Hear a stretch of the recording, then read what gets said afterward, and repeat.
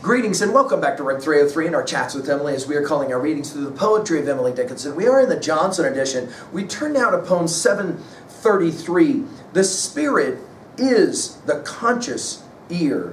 Now, I love to point out that Emily is the great listener, poetically speaking. It seems to me that she spends so much of her poetry trying to tune in to the frequencies that are all around her.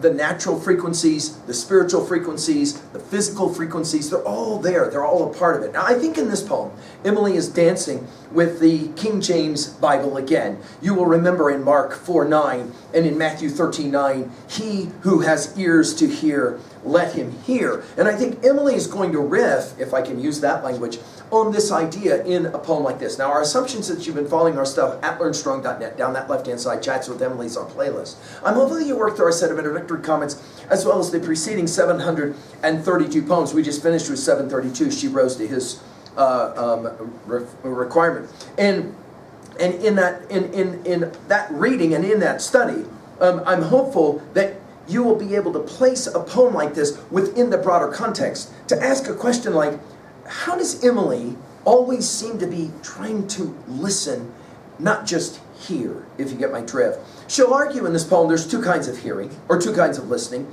There's physical listening, and then of course there's spiritual. I want you to as well pay attention to the sounds of this poem. We'll go from ear to hear, H-E-R-E, to hear, H-E-A-R. Emily having fun playing with language. I love that about her. Let's enjoy the poem. The spirit is the conscious ear. We actually hear when we inspect. That's audible. That is admitted. Hear. For other services as sound, there hangs a smaller ear outside the castle that contain the other only hear. Now, it's so beautiful that she ends the word with H-E-A-R and not H-E-R-E. Although, as we have said, the new is the new, the N-E-W is the K-N-E-W. There is nothing new under the sun, as in there's nothing K-N-E-W under the sun. Those kind of language games we learned from Emily. And already some of you are smiling because the game she plays here is a spiritual game, right, of or related to the second box, if you will, in Platonic form theory, as we talked about it from Republic 6, and of course the cave allegory of Republic 7. And I think there is quite a bit of Plato standing behind this as well. You guys remember when we did Plato's Republic, do you remember that opening line, how can we hear if we refuse to listen? I think Emily's playing along with that idea as well. Notice she'll begin with the word spirit. By the way, she uses the word spirit in 32 of her poems, spirit or spiritual, is the conscious ear. In other words, there is the things we hear, and then there's the things we hear, if you will. Right? And then notice she uses the word we. We called our series Chats with Emily for a number of reasons, a poem like this being one of them. Because Emily seems to be having a conversation or a dialogue with us. And she says, we actually, notice the use of that word, hear when we inspect. That's interesting to us, right? Inspect, as in consider.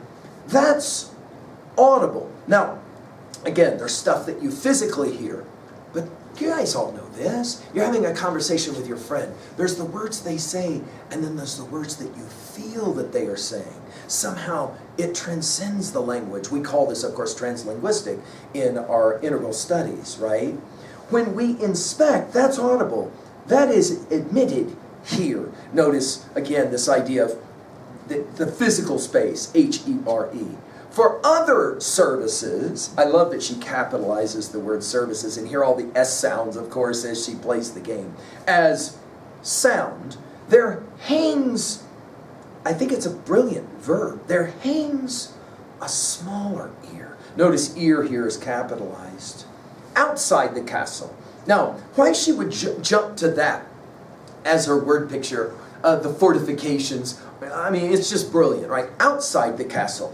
That, notice from the dash, that contain, notice contain capitalized, dash, the other, dash, only, taking us back to the word actually, dash, and then it is hear, as in H-E-A-R, which I think she is channeling the King James version of the Bible in Mark 4:9 and Matthew 13:9. He who has ears to hear, let him hear.